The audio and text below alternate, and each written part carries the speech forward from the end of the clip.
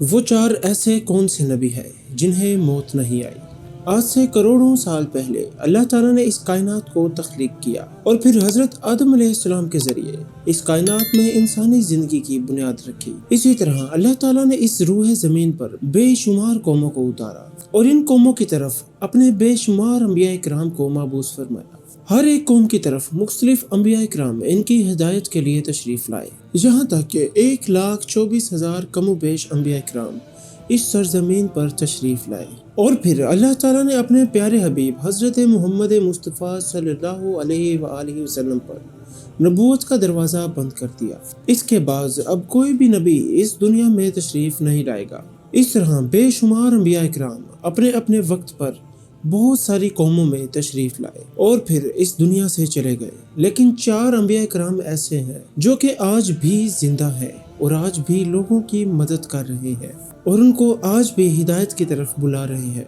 یہ 4 انبیاء کرام کون کون سے ہیں اور اللہ تعالیٰ نے ان انبیاء کرام کو کس وجہ سے زندہ رکھا ہے اور ان کی زندہ رہنے کی کون سی وجوہات ہیں؟ آئیے آج کے اس پارٹ 1 کی ویڈیو میں جانتے ہیں۔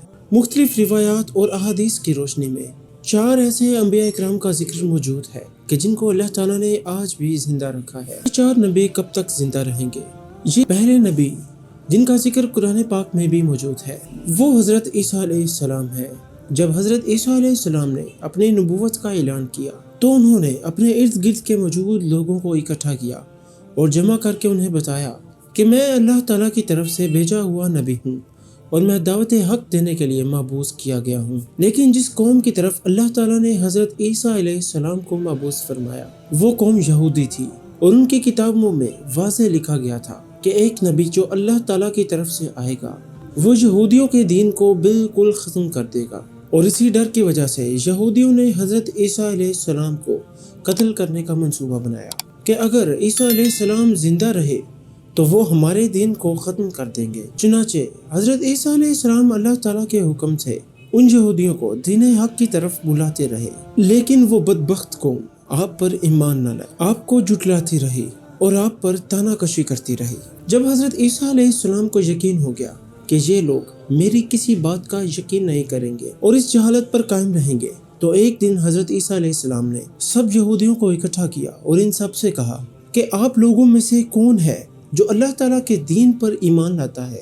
تو ان میں سے تقریباً 12 یا 19 لوگ ایسے تھے جنہوں نے اس بات کا اقرار کیا کہ ہم اللہ تعالیٰ کی وحدانیت کا اقرار کرتے ہیں اور آپ پر ایمان لاتے ہیں۔ ان چند خوش نصیبوں کے علاوہ باقی تمام تر لوگ ایسے تھے جنہوں نے دین قبول نہ کیا اور حضرت عیسیٰ علیہ السلام کو جھٹلاتے رہے، اپنے سابقہ دین پر یعنی کہ یہودیت پر قائم رہے۔ مگر کچھ لوگ حضرت عیسیٰ علیہ السلام پر ایمان لے آئے۔ یہودیوں نے جب یہ دیکھا تو وہ کہنے لگے کہ اگر ایسے ہی لوگ اللہ کے دین پر ایمان لاتے رہے تو ہمارا دین تو بالکل ختم ہو جائے گا، کیوں نہ حضرت عیسیٰ علیہ السلام کو دعوت حق دینے سے روکا جائے۔ انہوں نے حضرت عیسیٰ علیہ السلام کو قتل کرنے کا منصوبہ انہوں نے ایک طوطیانوس نامی شخص کو مقرر کیا۔ یہ شخص حضرت عیسیٰ علیہ السلام کو قتل کرنے کے لیے آیا۔ ادھر جب طوطیانوس عیسیٰ علیہ السلام کے پاس پہنچا جو کہ اس ارادے سے جا رہا تھا کہ عیسیٰ علیہ السلام کو آج قتل کر دوں گا، تو اللہ تعالیٰ نے اپنے فرشتوں کو حکم دیا کہ جاؤ عیسیٰ علیہ السلام کو آسمان پر اٹھا کر لے آؤ۔ وہ فرشتہ اللہ تعالیٰ کے حکم کی تعمیل کرتے ہوئے حضرت عیسیٰ علیہ السلام کو آسمانوں کی طرف لے آیا۔ جب حضرت عیسیٰ علیہ السلام آسمانوں کی طرف اٹھائے گئے تو آپ کی عمر 33 سال تھی، اور ادھر یہودی باہر کھڑے ہو کر اس شخص کا انتظار کر رہے تھے جو کہ حضرت عیسیٰ علیہ السلام کو قتل کرنے کے لیے گیا تھا۔ اور جب کافی دیر ہو گئی لیکن وہ شخص باہر نہ آیا تو تمام تر یہودی اکٹھے ہو کر حضرت عیسیٰ علیہ السلام کے گھر کی طرف چلے گئے کہ آخر دیکھے تو صحیح کیا ماجرا ہے۔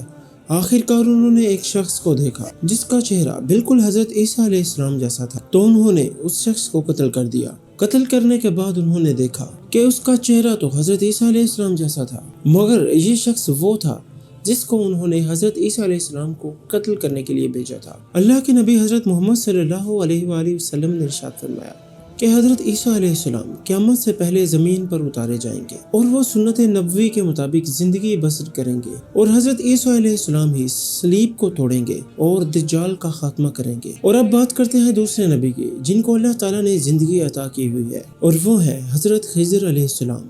حضرت خضر علیہ السلام ظاہری طور پر دنیا میں تب تشریف لائیں گے جب دجال اس دنیا میں ظاہر ہوگا، اور دجال اس دنیا میں اپنا فتنہ پھیلا رہا ہوگا تاکہ تمام تر لوگوں کو اللہ کے دین سے دور کر رہا ہوگا۔ تو اس وقت حضرت خضر علیہ السلام تمام تر لوگوں کو اللہ کے دین کی طرف بلا رہے ہوں گے اور لوگوں کو نیکی کی طرف بلائیں گے۔ ایک دوسری روایت میں آتا ہے کہ حضرت محمد صلی اللہ علیہ وآلہ وسلم تمام تر صحابہ اکرام کو حضرت خضر علیہ السلام کا قصہ سنا رہے تھے۔ آپ صلی اللہ علیہ وآلہ وسلم نے فرمایا کہ خضر علیہ السلام کا باپ ایک بادشاہ تھا جو کہ حضرت خضر علیہ السلام کو بادشاہ سے نوازنا چاہتا تھا، لیکن حضرت خضر علیہ السلام کو دنیا کی بادشاہت پسند نہ آئی، تو انہوں نے اپنے باپ کو بادشاہت لینے سے انکار کر دیا اور کہیں دور جنگلوں میں جا کر اپنی زندگی بسر کرنے لگے اور عبادت الہی کرنے لگے، جہاں پر آپ کو کوئی بھی نہ ڈھونڈ سکا۔ اور اسی دوران آپ کا گزر ایک آب حیات نامی چشمے سے ہوا، جہاں پر آپ نے اس چشمے کا اور آپ تاحیات زندگی پانے میں کامیاب ہو گئے۔